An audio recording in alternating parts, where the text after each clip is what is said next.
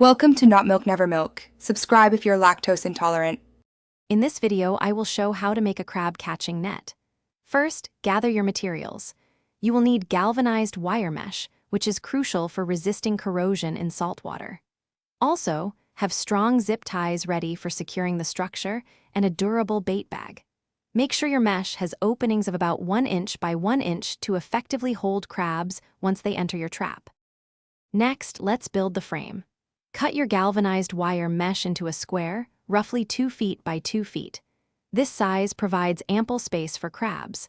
Carefully bend each of the 4 edges upwards, forming the sides of your trap. Once the sides are upright, use several strong zip ties to securely fasten all 4 corners, ensuring a robust and stable box structure. Now, we'll add the crucial entrance points and bait. Cut 2 funnel-shaped openings into opposite sides of your net. These funnels should guide crabs inward. Make sure the narrow end of each funnel is approximately 3 inches wide, allowing crabs to enter but making it difficult to exit. Finally, attach your bait bag, filled with your chosen bait, securely in the center of the trap. For the final touches, attach a sturdy, long rope to the top of your net. This rope is essential for easy retrieval from the water.